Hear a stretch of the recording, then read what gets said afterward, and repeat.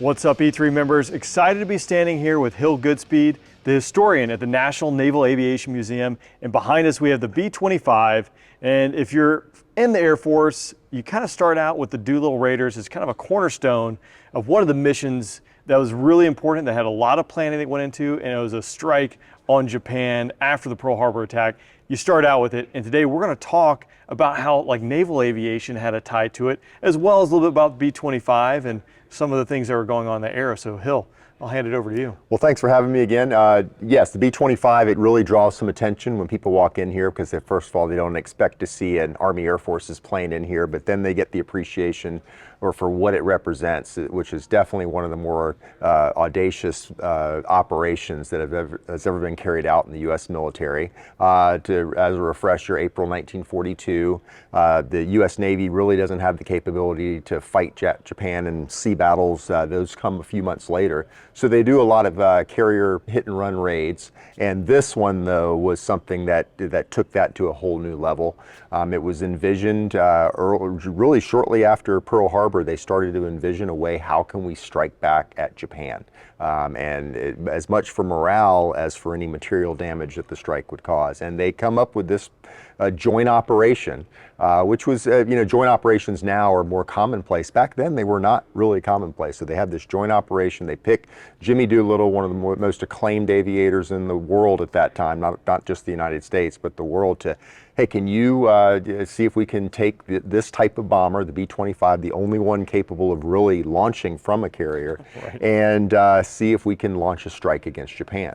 Well, Jimmy Doolittle was acclaimed. He had a doctorate from MIT. He had a lot of patents to his credit. He was an air racing pilot, developed some procedures for blind flying.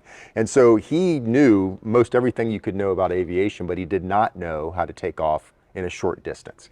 So the Navy had to assign somebody to assist and train the Doolittle Raiders before they even got to Hornet.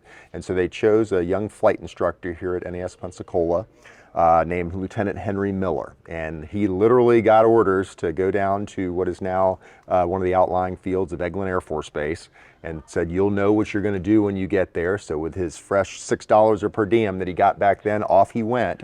And he next finds himself standing face to face with Jimmy Doolittle with a skill that Doolittle does not have, or nor any of the Army Air Forces pilots have, which is how to take off in that short distance. So he spends weeks there training them on how to take this twin-engine bomber, not designed to take off on the distance of a carrier deck, and teaching them how to set the throttles and do all the techniques required to get the maximum amount of lift to get off the short runway. And so he was very key in making that raid possible, and he went aboard Hornet with them and pretty much was on board the ship all the way to the point where they launched. And so he was later Admiral Miller. He was an honorary Doolittle Raider. He was with them through all their famous reunions afterward, and was just a key component of that mission. But it's a lesson in, one, Jimmy Doolittle having the humility to know that there's something I don't know that I need to be successful, and accepting this instruction from somebody much junior to him.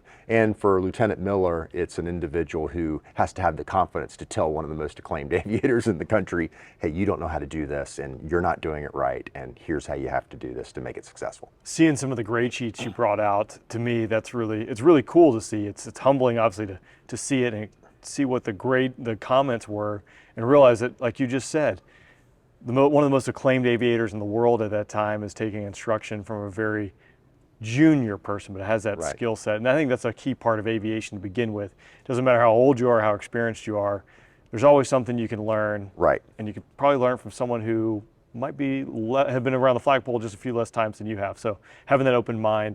Can you talk about what was some of the things they had to do in order to get ready to go out there? Well, one was just to learn the techniques, to have faith in, okay, I've never taken off in this short distance, but I know the settings and able to do it. And plus they had to modify the aircraft. They had to make them as light as possible. So they did everything in their power to save weight. And one of the more notable things they did, and one of the more famous things they did, was to remove all the defensive armament.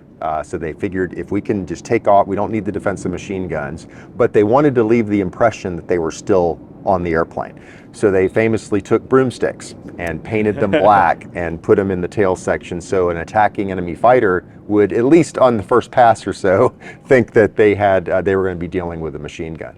Another unique thing about it was they didn't really need a Norden bomb sight because they weren't going to be bombing at a high altitude. So developed this, one of the squadron members developed this little bomb sight, just a few pieces of metal welded together that they could simply line up the target, and we've recreated that bomb sight here in our aircraft on display, along with the broomstick in the tail section. So little things like that that they modify, but primarily you're looking at individuals who they knew it was a mission that they didn't, some of them, most all of them knew that the chances of them even coming back were going to be slim, but they were all volunteers, and they knew what needed to be done in those early months of World War II, that they needed to hit back, and they believed in the mission, believed in the nation. And so that was the best ingredient among them, not just the machines, but just the individuals inside of them and what they did. You talk about just thinking about how of a dire situation that would be, or what a challenge that would be, taking off your guns, lighting up everything possible. And you might think, well, 50 pounds here, 20 pounds there, that shouldn't be that much. But again, you think about the long range strike that this was, especially in that day and age. Right. It's really impressive to think that people volunteered to go out there and do it. Can you talk to me a little bit about the mission and kind of repaint that for everyone? Right. The mission was that they loaded the aircraft on board the Hornet, headed out to sea. And what's another interesting thing, there was actually an airship, a blimp that went out to deliver supplies they needed, and we actually had the control car of that actual blimp that did this, so there's another connection to Doolittle raid. But they joined up with USS Enterprise and formed a task force, and Enterprise was along because Hornet, in order to get all these B-25s on board, they had none of their own aircraft anymore. They couldn't protect themselves with a combat air patrol. So Enterprise along the way was the ship that had the protective fighters and then the like. But the rough weather going toward Japan, it was going to be rough even in the most ideal circumstances. But one thing that really impacted the mission was the task force was spotted in advance of where they were supposed to launch. And so for fear that the Japanese vessels that spotted them would relay a radio message to the defenses on the home islands, they decided to launch ahead of schedule. And what that did is it put the B-25s at much longer range from where the airfields they were supposed to land in China, the distance between the two. So they didn't make it to the airfields where they were supposed to land, so they either crash landed along the shore or inland. But miraculously, despite that fact, most of the Doolittle Raiders made their way back to friendly lines. There were some crew members who were captured, and ultimately some of them were executed in the hands of the Japanese. But it was miraculously, the majority of them made it home. And Jimmy Doolittle thought he was going to be court-martialed, and instead he received the Medal of Honor. And the Doolittle Raiders had a unique connection that they maintained for the rest of their lives. They had annual reunions. There was the famous goblets that they all had that and the last Doolittle Raiders would toast each other with some liquor that was, I think, bottled in Jimmy Doolittle's birth year. And then they eventually got to that point where they decided with the remaining Raiders to go ahead and make that final toast. But it was, they were a very tight-knit group, as you can imagine. And as far as a representative of a mission, it didn't really inflict a lot of material damage on the Japanese, but the morale was just, boost to the United States was tremendous, and it just exemplified the heroism of that generation in that great struggle, which was World War II. So how did they get this onto the aircraft carrier? Hoisted aboard by crane.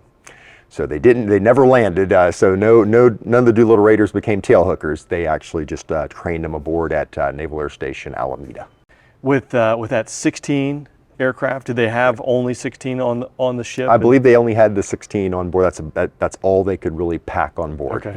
And to be the lead aircraft with the least amount of deck, and Jimmy Doolittle he led from the front, and he was the lead aircraft that launched, as you would expect, and to show how it could be done. And on board, the captain of Hornet was actually Mark Mitcher, who later went on to become the famous commander of Task Force 58, the carriers that led the strikes. across the Pacific. And ironically, he led the task force that later on launched the first carrier raids against Japan by carrier aircraft. And those are the first carrier launched aircraft since the Doolittle raid that actually hit Japan. So events came full circle. That's incredible. Can you talk to me specifically about this B-25 and getting into the museum? This is a big plane, and as you mentioned, Army Air Corps plane sitting here. What's some behind the scenes of getting this plane in here? Sure, we had this aircraft for many years, and it was on display on our flight line outside. And initially, we painted it as a PBJ, which was a Marine Corps version of the B-25. So we had the Navy paint scheme on it. And then we're starting to approach the 75th anniversary of the Doolittle raid, and the decision was made, let's honor that and paint this aircraft like a Doolittle raider, and let's display it indoors. And unlike a lot of Navy aircraft we have in here, which are relatively small in size and have folding wings, which make them more conducive to moving around, this one does not. So we have some active duty military volunteers here. So we took some of our ensigns with engineering degrees, and they figured out actually where it would fit best and how it would maneuver through the beams. And our restoration crew got it all painted, all fixed up, and they actually practiced on the flight line how they were going to move things, because we actually had to move 17 aircraft in some way, shape, or form, and actually suspend 9 or pull 9 down. So it was a very intricate operation to get that in here. But it was something that was real important to us to have this feature prominently at the intro to the World War II section. And what's made it really special too is all Air Force Combat Systems officers are trained here. And a number of the bombardment squadrons, I think even all of the bombardment squadrons from which the Doolittle Raiders were drawn are still in existence. And some of the members of the Air Force squadrons who do the CISO training here were assigned to those squadrons during one of their tours. And right when we unveiled this, and it was on display outside before we moved it in, they asked if they could come over and do a ceremony of remembrance of the Doolittle Raiders. And that was a special thing. We told ourselves, we've done something good here to connect the active duty force to their history. And it's just it's a real nice aircraft to have in here. And it tells just a great story of naval aviation and Army Air Forces and joint warfare in general. Hill, I really appreciate it. It's great to be able to learn a little bit more about this. It's incredible to see it sitting here in the museum. And again, I appreciate you taking the time to share a little bit more. Happy to do it. Thanks a lot, John. E3 members, hope you enjoyed this. Again, we got more coming your way, so stay tuned.